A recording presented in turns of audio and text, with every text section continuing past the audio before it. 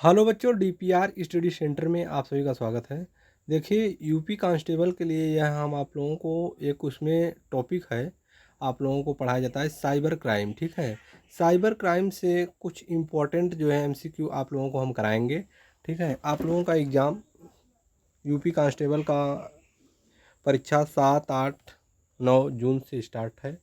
तो आप लोग डेली बेसिस पर प्रैक्टिस सेट, ठीक है, और जो कुछ नोट्स वगैरह रखे हैं तेज़ी से रिवाइज करते रहिए। जो भी समय बचा है इसमें जो पूरे साल पूरे सेशन में पढ़े हैं सब कुछ जो है रिवीजन बहुत फास्ट करिए। ठीक है, देखिए तो इसमें आप लोगों को हम कराएंगे साइबर क्राइम से जो प्रश्न आपके परीक्षा में पूछे जाते हैं। ठीक है, उन सभी प्रश्नों को इस वीडियो में हम कराएंगे और काफ़ी इम्पोर्टेंट सेशन होने वाला है। सभी लोग जो है कि देखिए क्या है, काफ़ी इम्पोर्टेंट है। पहला प्रश्न देखते हैं क्या दिया गया है। सोशल मीडिया पर अभद्र टिप्पणी करना, मजाक करना, चिढ़ाना तथा शर्मिंदा करना क्या कहलाता है? साइबर बुलिंग बोला जाता है इसको। ऑप्शन सी राइट आंसर हो जाएगा। इसको साइबर बुलिंग, सोशल मीडिया पर अभद्र टिप्पणी करना, मजाक करना, चिढ़ाना तथा शर्मिंदा करना, इसको साइबर बुलिंग बोलते हैं। ऑप्शन सी राइट आंसर हो जाएगा। अगला प्रश्न देखते हैं। देखिए, सरकार या पुलिस के लिए काम करने वाले हैकर को क्या कहते हैं? बताइए क्या कहा जाता है? सरकार या पुलिस के लिए काम करने वाले हैकर को क्या बोलते हैं? देखिए, यह जो हम आपका क्लास ले रहे हैं, बाबा विश्वनाथ की नगरी, बनारस, काशी, वाराणसी, सब एक ही नाम है। ठीक है, वाराणसी बोला जाता है और इसे बनारस या काशी के नाम से भी आप लोग जानते हैं। ठीक है, तो ये क्लास आपका हम वाराणसी से ले रहे हैं और आप लोग कमेंट में बताया करिए कि आप हमारा वीडियो कहाँ से देख रहे हैं। ठीक है, इससे क्या है कि हमारे टीम को एक मोटिवेशन मिलता है छोटा सा। ठीक है, उससे आपके लिए वह दुगने जोश से फिर से कंटेंट बनाने में लग जाते हैं और कुछ नहीं है। ठीक है, इसमें कुछ आपका खर्चा नहीं होता है, एक पैसा आपसे नहीं मांगा जाता है। बस क्या है कि आपको बताना है कि आप हमारा वीडियो कहाँ से वॉच कर रहे हैं, बस इतनी बात। कुछ इसमें आपका लग नहीं रहा है। ठीक है, देखिए अगला प्रश्न देखते हैं। देखिए क्या है, सरकार या पुलिस के लिए काम करने वाले हैकर को क्या बोला जाता है? White hat hacker. क्या बोला जाता है? White hat hacker. Option B right answer हो जाएगा, वाइट हैट हैकर। अगला प्रश्न देखते हैं क्या है, फिशिंग के माध्यम से किस संस्था के किसी विशिष्ट व्यक्ति के लॉगिन डिटेल प्राप्त करना क्या कहलाता है? तो स्पीयर फिशिंग बोला जाता है। ऑप्शन ए स्पीयर फिशिंग बोलते हैं इसको। ऑप्शन ए करेक्ट आंसर हो जाएगा। अगला प्रश्न देखते हैं, एसएमएस के माध्यम से की जाने वाली फिशिंग को क्या कहा जाता है? तो इसे स्मिशिंग क्या बोला जाता है? स्मिशिंग बोलते हैं। ऑप्शन डी राइट आंसर हो जाएगा, स्मिशिंग इसको बोला जाता है। अगला प्रश्न है, असली वाईफाई के जैसे दिखाने वाले नकली वाईफाई के माध्यम से यूजर के साथ साइबर फ्रॉड करना क्या कहलाता है? तो एबल द्वीन फिशिंग क्या बोला जाता है? एबल द्वीन फिशिंग। ऑप्शन बी राइट आंसर हो जाएगा, एबल द्वीन फिशिंग बोला जाता है इसको। अगला प्रश्न देखते हैं क्या दिया गया है। किसी उपयोगकर्ता की अनुमति के बिना किसी वेबसाइट के ट्रैफिक को दूसरी वेबसाइट पर रीडायरेक्ट करना क्या कहलाता है? तो इसे फार्मिंग बोलते हैं। क्या बोलते हैं? ऑप्शन सी राइट आंसर हो जाएगा, इसको फार्मिंग बोला जाता है। अगला प्रश्न है, कंप्यूटर सिस्टम में इनपुट से पहले या उसके बाद अनअथराइज्ड तरीके से डेटा को बदलना क्या कहलाता है? तो डेटा डिटेलिंग बोलते हैं। क्या बोलते हैं? Data detailing. Option A right answer हो जाएगा, डेटा डिटेलिंग इसको बोला जाता है। अगला प्रश्न देखते हैं, सोशल मीडिया पर किसी व्यक्ति की गतिविधि पर नज़र रखना क्या कहलाता है? साइबर स्टॉकिंग बोला जाता है। ऑप्शन डी राइट आंसर होगा, साइबर स्टॉकिंग। Cyber stalking. अगला प्रश्न देखते हैं क्या है, एक ही ईमेल पते पर एक ईमेल की बहुत सारी डुप्लीकेट कॉपी भेजना क्या कहलाता है? ईमेल बॉक्सिंग बोला जाता है, ईमेल बॉगिंग। क्या? ईमेल बॉ email bombing. Option B right answer होगा, ईमेल बॉम्बिंग बोलते हैं। अगला प्रश्न देखते हैं, सॉफ्टवेयर सिस्टम में जानबूझकर डाला गया कोई कोड जो फाइल्स को डिलीट करना शुरू कर दे तो इसे लॉजिक बम बोलते हैं। ऑप्शन सी राइट आंसर हो जाएगा, लॉजिक बम इसको बोला जाता है।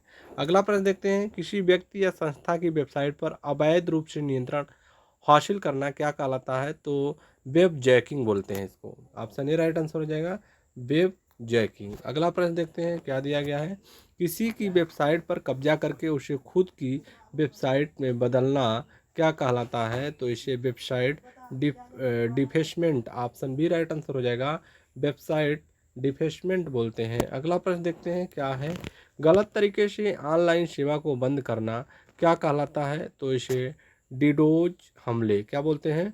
डीडोज हमले बोलते हैं। ऑप्शन डी राइट आंसर हो जाएगा, इसको डीडोज हमला बोला जाता है। अगला प्रश्न है, साइबर अपराध पर पहली अंतर्राष्ट्रीय संधि कौन सी थी? तो वुडपोस्ट कन्वेंशन क्या था? Budapest convention. Option A right answer होगा, बुडापेस्ट कन्वेंशन बोला जाता है। अगला प्रश्न देखते हैं, देखिए क्या है, बुडापेस्ट कन्वेंशन को किसके द्वारा तैयार किया गया था? तो यूरोपियन परिषद। ऑप्शन सी राइट आंसर हो जाएगा, बुडापेस्ट कन्वेंशन को यूरोपियन परिषद द्वारा तैयार किया गया था। अगला प्रश्न है, बुडापेस्ट कन्वेंशन पर हस्ताक्षर कब हुए थे? 23 नवंबर 2000 क्या हो जाएगा, 23 नवंबर सन 2001 में। अगला प्रश्न देखिए क्या दिया गया है, साइबर क्राइम पर एकमात्र कानूनी रूप से बाध्यकारी संधि बुडापेस्ट कन्वेंशन कब से लागू हुई थी?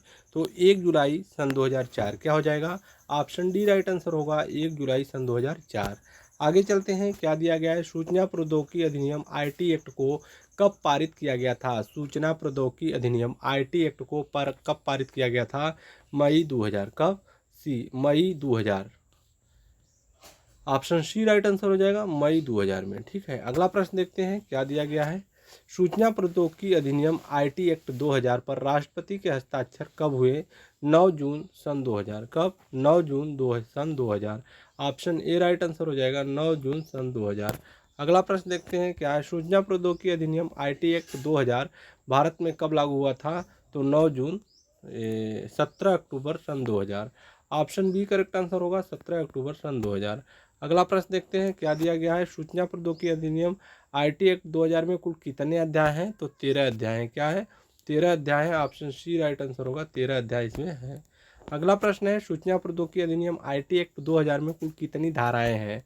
तो इसमें धाराओं की बात करें तो 94 धाराएं हैं। ऑप्शन डी राइट आंसर होगा, 94 धाराएं हैं। अगला प्रश्न है, आईटी एक्ट की किस धारा के तहत डाटा की सुरक्षा में विफलता के लिए मुआवजा का प्राविधान है? तो इसमें धारा 43A क्या होगा, ऑप्शन ए राइट आंसर हो जाएगा, धारा 43A। Option A correct answer होगा, धारा 43A।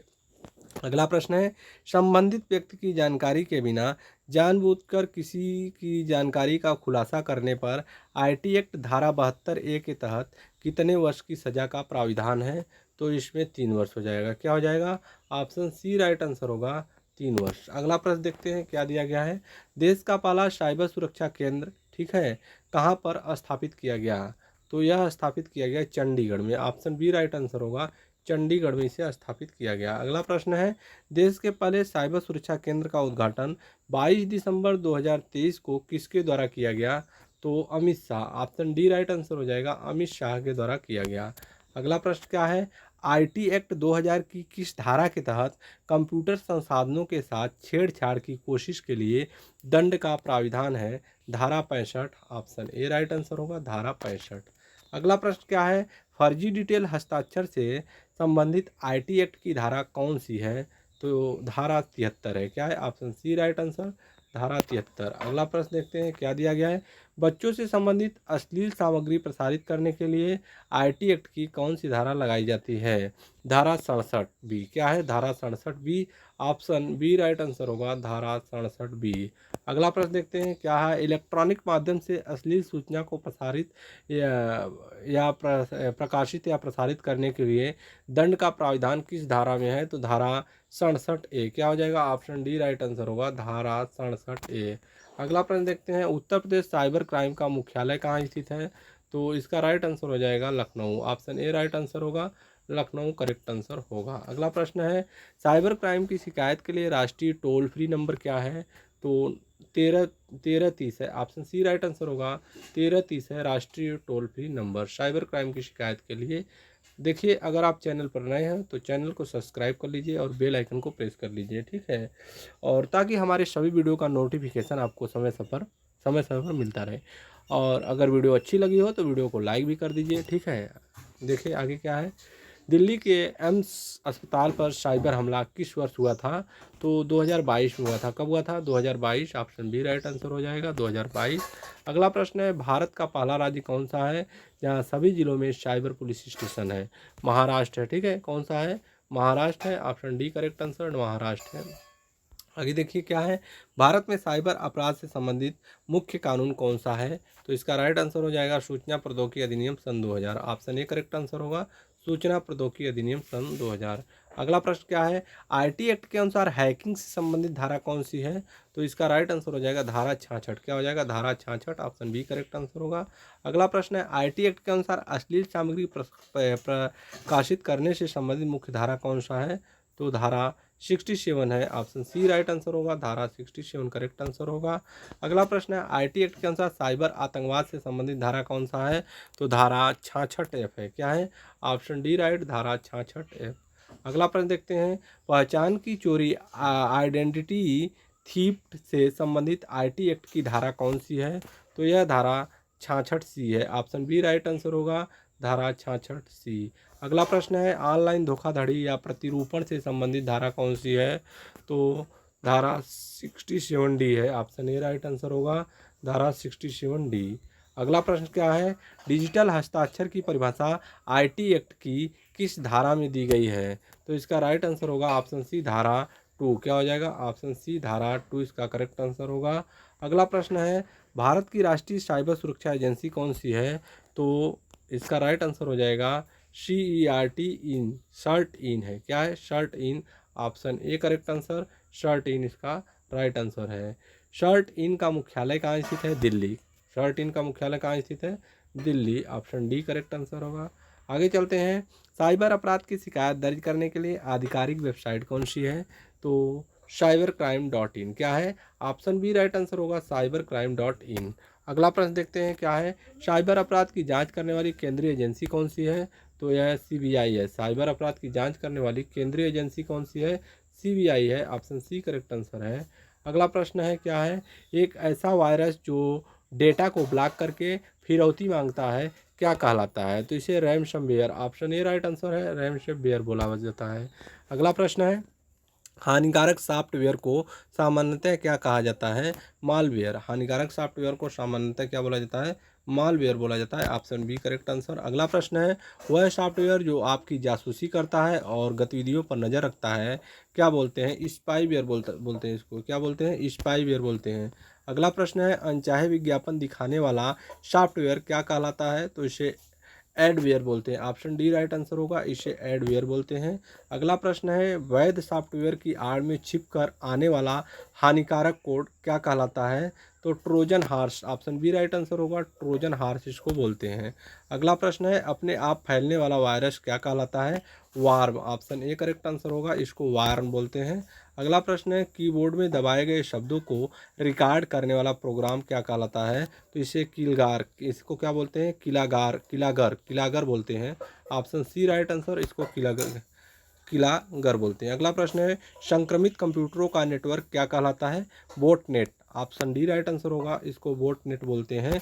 अगला प्रश्न क्या दिया गया है, डेटा को गुप्त कोड में बदलने की प्रक्रिया क्या कहलाती है? एनक्रिप्शन। क्या बोलते हैं? ऑप्शन बी राइट आंसर होगा, इसको एनक्रिप्शन बोलते हैं। अगला प्रश्न है, नेटवर्क ट्रैफिक को नियंत्रित करने वाली सुरक्षा दीवार को क्या कहते हैं?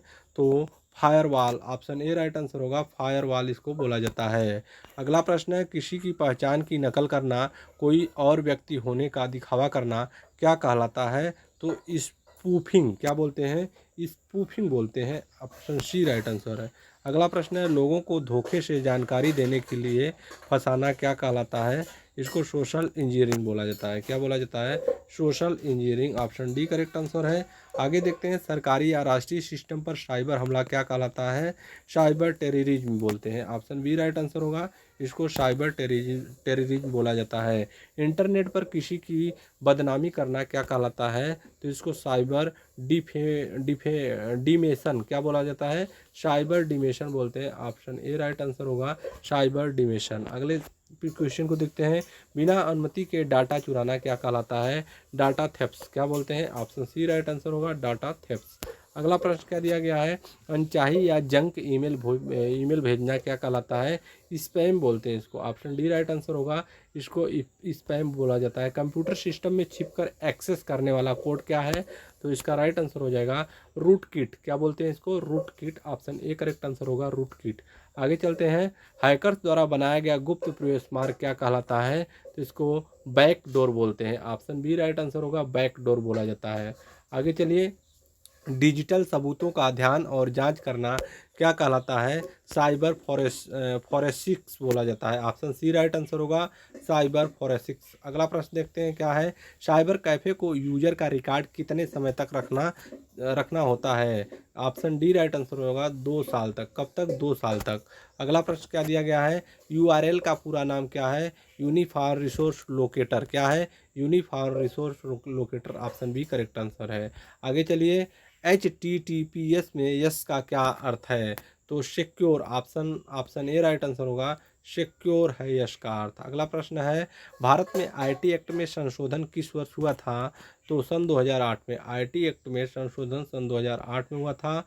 आगे चलिए, भारत में आईटी एक्ट सन 2008 कब लागू हुआ था, 27 अक्टूबर सन 2009। ऑप्शन डी राइट आंसर होगा, 27 अक्टूबर सन 2009। आगे चलते हैं, 1999 में दर्ज किया गया भारत का पहला साइबर अपराध केस किस वायरस से संबंधित है, तो यह love bug. Option B right answer होगा, लव बग वायरस से यह संबंधित है। अगला प्रश्न है, इलेक्ट्रॉनिक रिकॉर्ड की परिभाषा आईटी एक्ट की किस धारा में दी गई है, तो धारा 2T। क्या है, धारा 2T। Option A right answer होगा, धारा 2T। अगला प्रश्न देखते हैं क्या है, भारत में CCA controller of certifying authority की स्थापना कब हुई, तो इसका राइट आंसर होगा ऑप्शन सी, सन 2001 में। ऑप्शन सी इसका राइट आंसर होगा।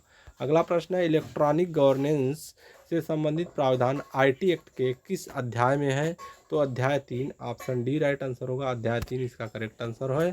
Cyber appellate tribunal, cyber appeal अधिकरण का मुख्यालय कहाँ पर है, तो नई दिल्ली हो जाएगा। ऑप्शन बी करेक्ट आंसर, नई दिल्ली इसका सही आंसर है। आगे देखते हैं, हैकर्स को फंसाने के लिए बनाए गए नकली सिस्टम को क्या कहा जाता है, तो हनी पोट बोलते हैं इसको, honey pot. Option C correct answer होगा। आगे देखिए, मानव और बोट में अंतर करने वाला सुरक्षा तरीका क्या कहलाता है, तो उसे कैप्चा बोलते हैं। ऑप्शन ए राइट आंसर होगा, कैप्चा बोलते हैं। मानव और बोट में अंतर करने वाला सुरक्षा तरीका क्या कहलाता है, कैप्चा बोलते हैं। अगला प्रश्न है, साइबर स्वच्छता केंद्र कब शुरू किया गया था, 2017 में। साइबर स्वच्छता केंद्र सन 2017। अगला प्रश्न है, साइबर सुरक्षा भारत अभियान कब शुरू हुआ था, सन 2018 में।